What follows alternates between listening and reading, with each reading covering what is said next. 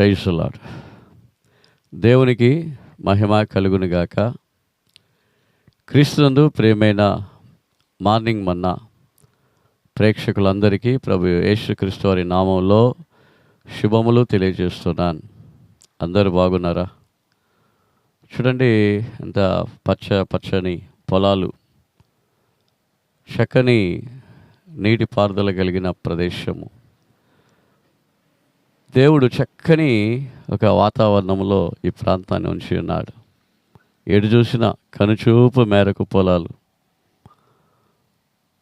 దేవుడు చెప్తున్నాడు ద్వితీయోపదేశ కాండములో, నీవు పొలములో దీవించబడుదువు అనే ఒక మాట ఉన్నది. నీవు పట్టణములో దీవించబడుదువు, నీవు పొలములో దీవించబడదువు. పొలములో నాటిన ప్రతి విత్తనము మొలకెత్తి ప్రతి విత్తనము కూడా చక్కగా సమృద్ధిగా రావాలి. ఆ వ్యవసాయికి చక్కని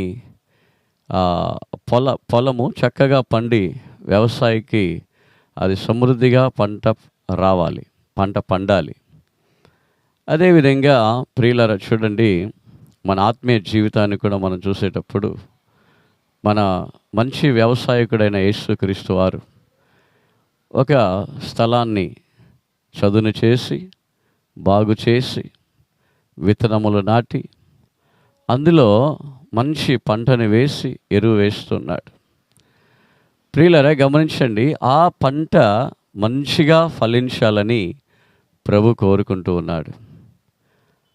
అదేవిధంగా మనమందరం కూడా మంచిగా ఫలించాలంటే ఈ పంట పొలములాగా క్షేమముగా మనం సమాధానముగా ఉండాలంటే, సంతోషముగా ఉండాలంటే, ఆశీర్వాదకరంగా ఉండాలంటే, ఆ కృప కలిగిన ఆ దయ కలిగిన ఆ జీవితము మనలోనికి రావాలంటే యేసుక్రీస్తు వారి యొక్క సహాయం కావాలి.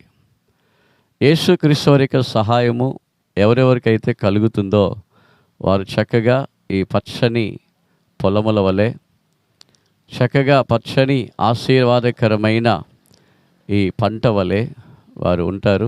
మాత్రమే కాదు, సమృద్ధిగా వర్ధిల్లుతారు. మీరు నేను వర్ధిల్లాలంటే యేసయ్య సహాయాన్ని కోరుదామా?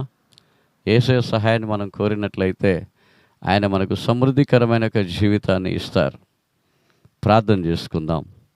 మహోన్నతమైన తండ్రి, మీ నామమునకు మహిమ కలుగునుగాక. ద్వితీయోపదేశ కాండము 28వ అధ్యాయం 3వ వచనంలో చెప్పినట్టుగా మీరు పొలములో దీవించబడుదురని చెప్పిన రీతిగా తండ్రి, యేసయ్య అడుగు తండ్రి, మా పంట పొలాలు, దుక్కిటెద్దులు సమస్తము మీ యందు ఆస్వాదించబడాలంటే మేము మీ మాట వినాలని మేము చూస్తున్నాం. మీ మాట విని సమృద్ధిగా ఫలించుటకు మాకు సహాయము చేయుదురుగాక. మా యొక్క బిడ్డలు, వీక్షిస్తున్న బిడ్డలు తండ్రి, వాళ్ళ ఉద్యోగాలు, వాళ్ళ పనులు, రాకపోకలు సమస్తమును దీవించు. యేసుక్రీస్తు వారి నామంలో ప్రార్థించి వేడుకుంటున్నాము తండ్రి.